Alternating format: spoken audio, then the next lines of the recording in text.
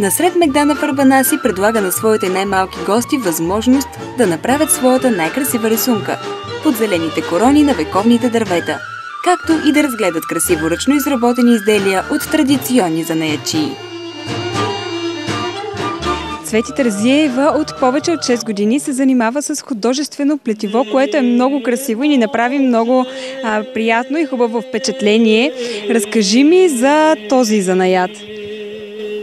Значи изработвам различни кукли, най-вече всичкото ми е от вълна, наблягам на интелектичното и съчетавам също така и новото, което е на пазара. Значи тук имам кукли роза, които съм ги кръстила. Те са с 100% вълна изработени, а само рокличките са с най-новото, което е на пазара, нали, ефектната прежда, която се продава. Изработвам ето изцяло кукли. Това са кукли Анна. Те са изработени от вълна, меки са. Използвала съм изцяло да бъде направена от вълна. Правя също различни други кукли в различни носи, животинки, костенурки, октоподи, таралежи. Там имам гълъбчета, изработвам.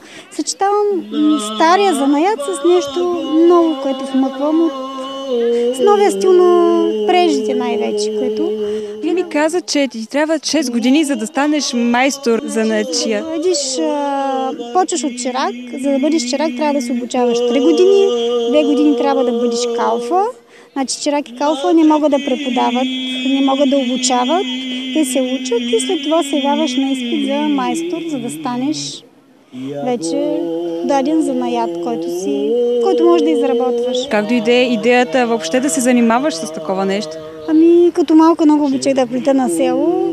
После се наложиха по здравословни причини да се хвана по този занаят. Къде можеш да представяш това, което правиш? Значи в Разград съм представила на дощ, съм от Разград. Иначе съм ходила на различни фестивали, на изложби с цел да покажа моите изделия. Срещаш ли голям интерес от страна на българи и чужденци, когато видят тези кукли? Да, но чужденците са по-заинтересовани от българите.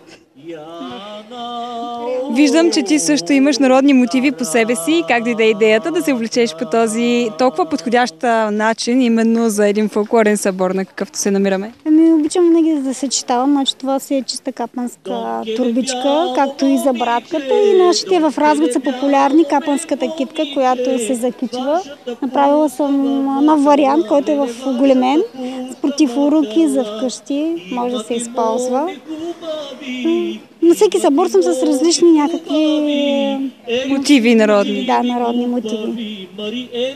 Използвам също и пластенето, което е нова техника. Нали? Ето върху стара битова кърпа да напластиш съм пробвала да направя рисунка на жена, да съчетая нещо нестандартно. По каква техника правите вашите плъсти? Иглонабиване най-вече. С мокро съчетание и суха техника, цветя, кошнички. Като ги напръскаме, те се ароматизират и могат в течение на 2-3 дена да издържи вълната аромата на някакъв по-силен парфюм и са много красив декор, където някъде е сенчесто, мрачно, може да се освежи с такива цветя. Твоята дъщеричка също е тук. За нея интересен ли е този занаят? Да, и смятам, че сигурно ще го наследи. От сега помага, нижи манисти, топченца. Има голямо желание да се научи. Още на 3 годинки, но с голям интерес помага, режи, кончета, отделя ги по цветове. За първи път ли идвате тук насред Мегдана Фарбанаси? Да, за първи път. Просто с нощи чух и се обадихме на организаторите. Те бяха много любезни да ни приемат. И много ми хареса, наистина. Тук е много спокойно. Има други занаятчии, колеги. Наистина обстановката е много хубава.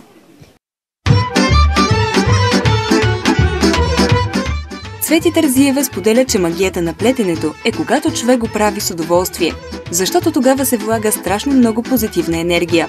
Само пред нашата камера тя демонстрира как се изработва кукла от прежда.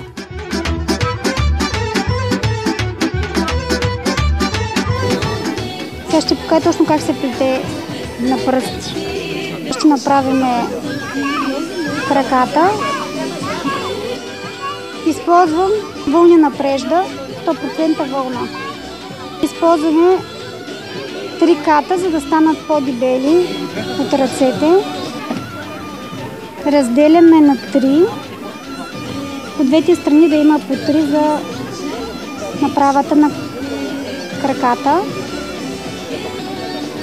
Връзваме отдолу един възел. Разделяме и започваме да плетем ето по този начин.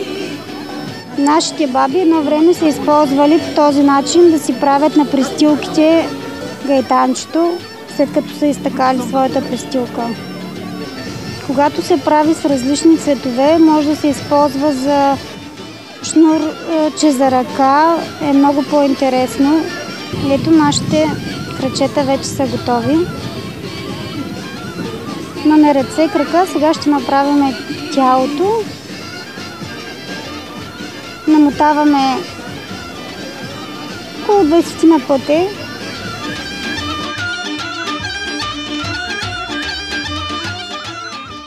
Правим едно малко възелче, което ще залепим нашата глава и косата на нашата кукла. Слагаме ето тук ръката.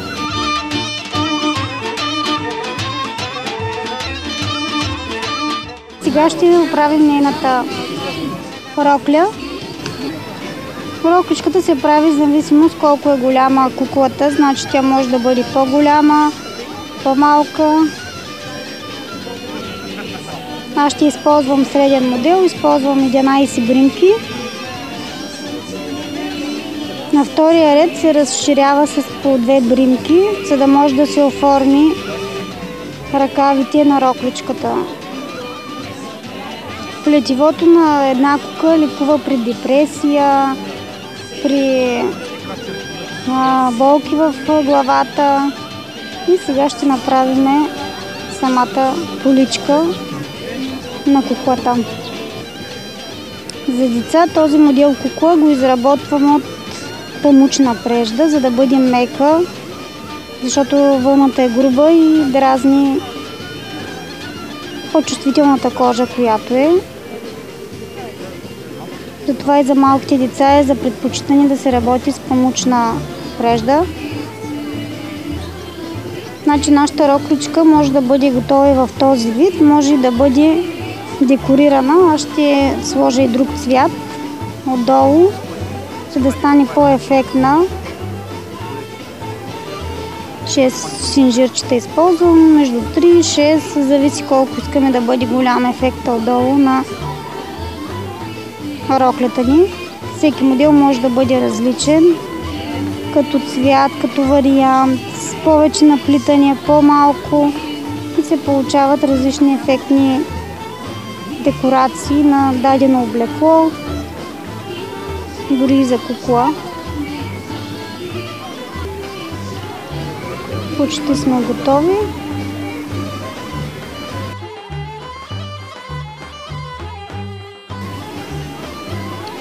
И нашата рокличка е готова вече.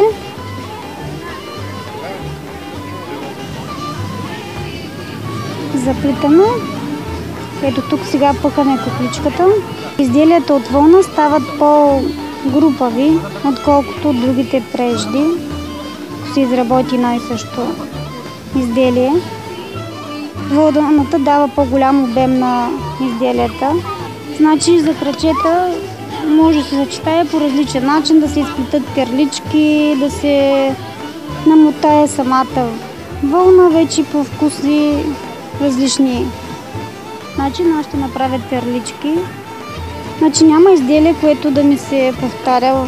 Обичам да експериментирам. Затова не казвам колко бримки, нали, прямо изделието го творя. Скриваме ето пак самия конец да не се вижда. Изрязваме. И нашата кукличка е готова. Сега ще направим лице. Аз използвам готови дървени елементи, тъй като за найчите използваме дърво, метал, естествени материали от природата.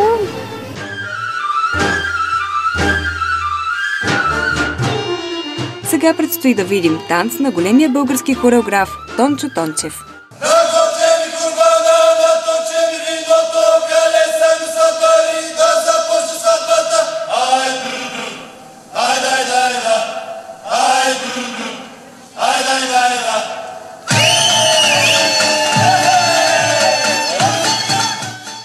Танцовият състав е създаден преди 10 години и в репертуара му са включени предимно танци на хореографи от региона. Тончо Тончев, Георги Аристидев, Иван Барабанов са само някои от тях. Участвали са в международни конкурси в страната и в чужбина.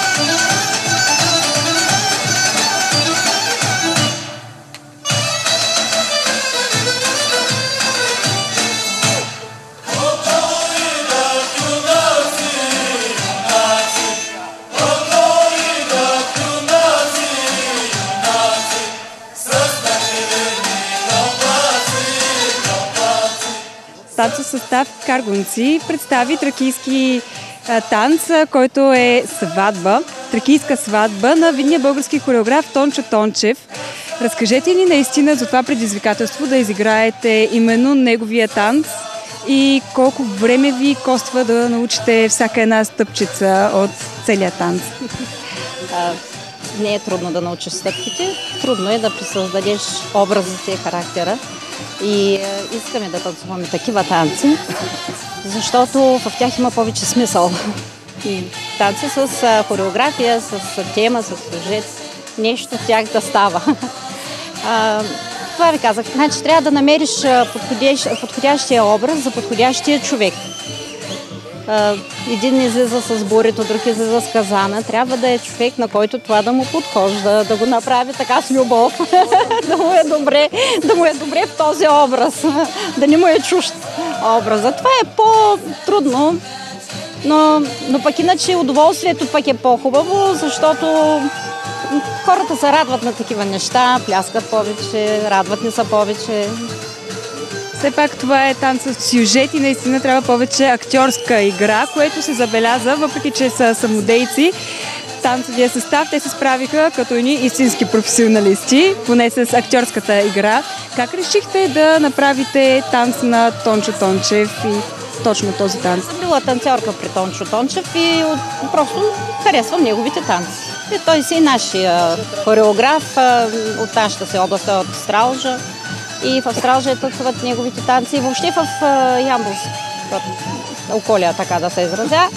Къде сте имали възможност да показвате танца, който видяхме? Значи в много градове в България, в Македония в Охрид, в Турция в няколко града, в Гърция в Кавала. В Гърция играхме основно пред българи емигранти, публиката беше разплакана, 2 дена, беше нещо уникално, прегръщаха ни, целуваха ни, знаете как е. Като тяхни деца бяхме, плакаха наистина хората, харесаха ни. Така, много градове в България наистина на фестивали. Навсякъде го харесва точно за това, че е по-автентично, интересни образи и така. Надяваме се да запалим младите хора, да играят народни, български народни танци. Не само хорави. Всичко е окей, но и танци.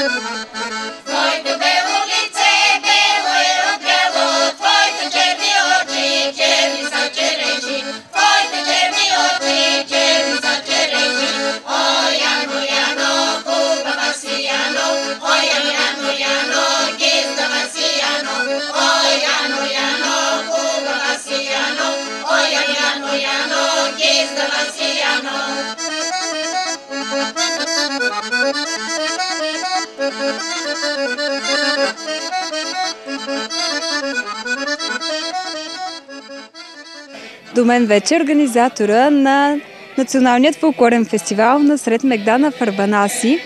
Нелина Църова, разкажете ни малко повече за идеята за създаването на този фестивал.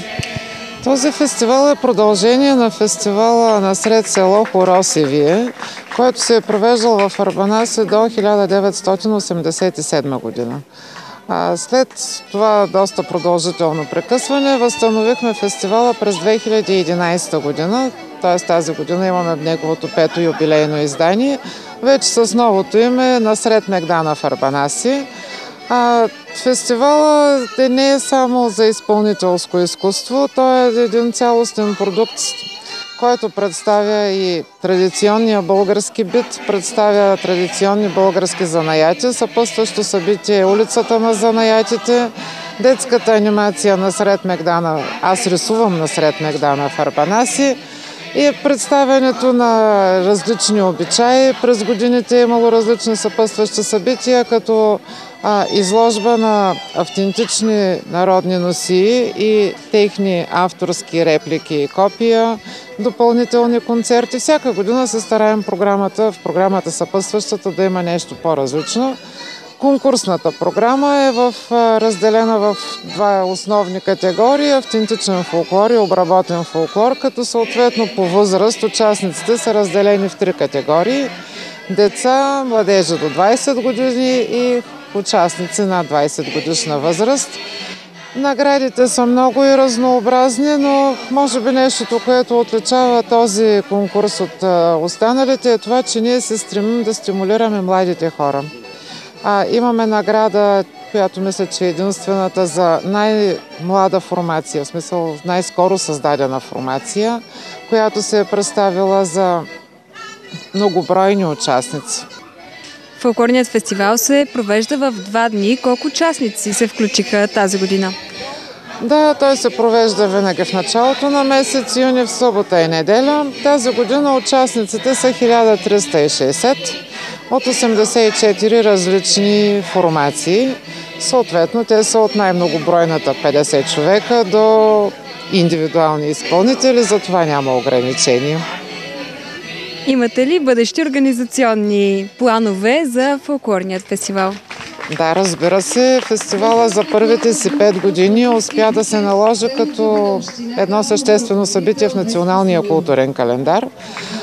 За следващите години вече ще се постараем да го развием и да го надградим, като идеята е да стимулираме и представянето на самите изпълнители, в смисъл да обърнем внимание на запазването на традициите в носиите, в автентичните обичаи, нещо, което е много важно, защото един прекрасен музикален продукт, представен в неподходящата носия, губи го до голяма степен от своето качество и това не са маловажни неща, искаме да ги стимулираме, да ги развием.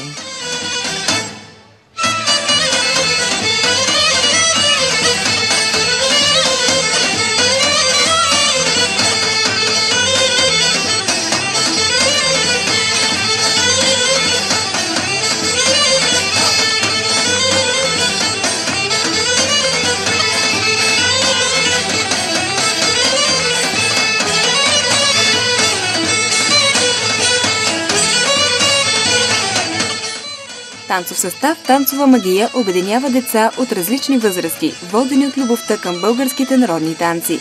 Има многобройни участия в национални и регионални фолклорни фестивали и е носител на много отличия.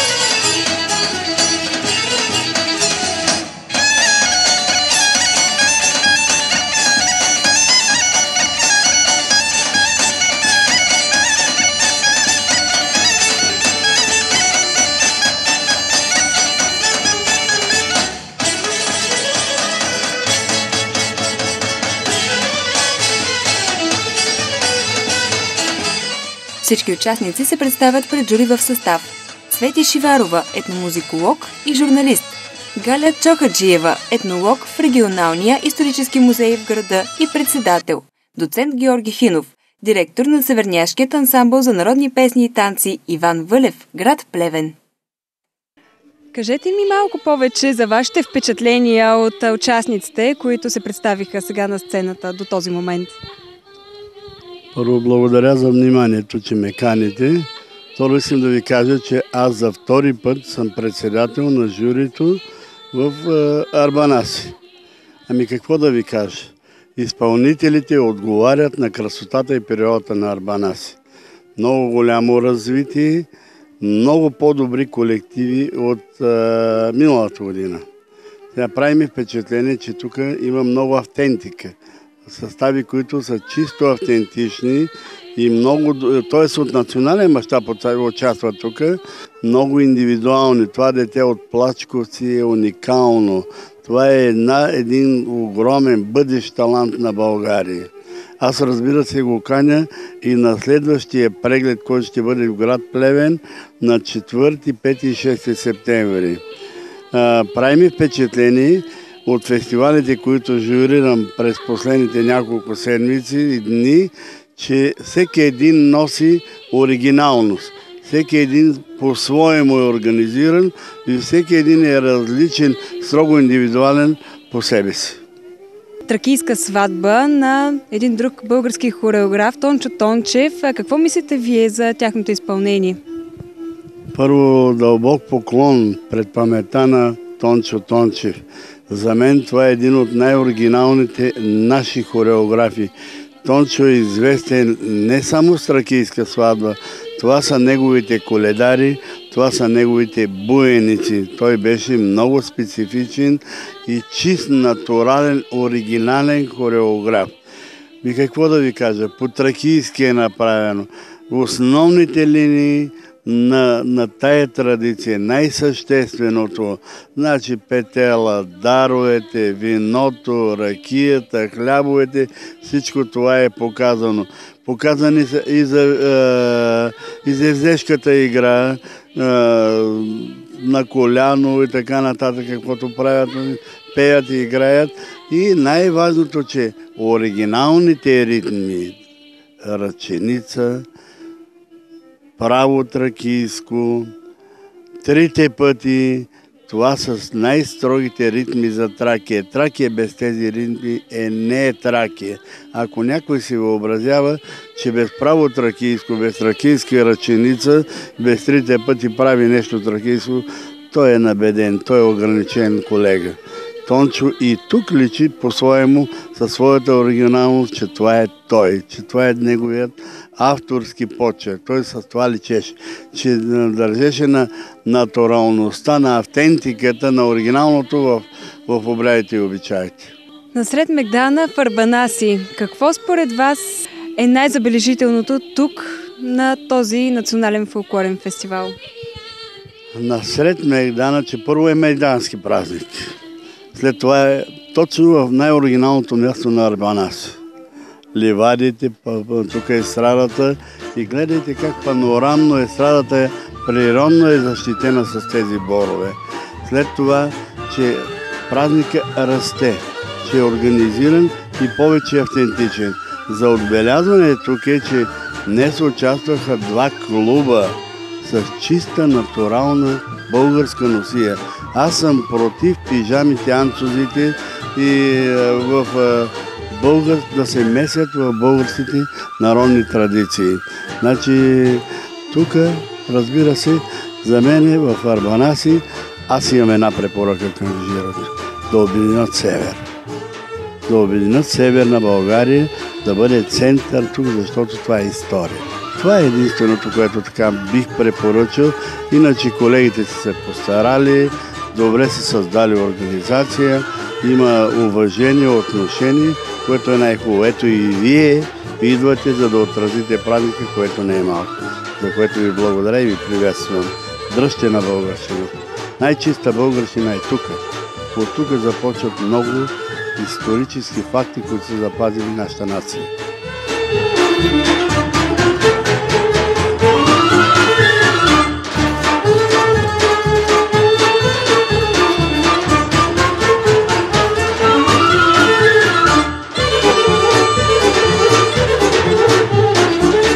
Това беше всичко от 5-я национален фолклорен фестивал насред Мегдана в Арбанаси.